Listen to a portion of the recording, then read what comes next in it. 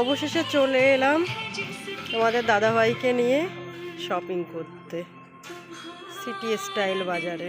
দেখো ওই যে ও গেঞ্জি কিনছে, আর এই যে আমি ঘুরে ঘুরে দেখছি, দেখি কি নেওয়া যায়। সমস্ত জিনিসগুলো দেখো কত সুন্দর।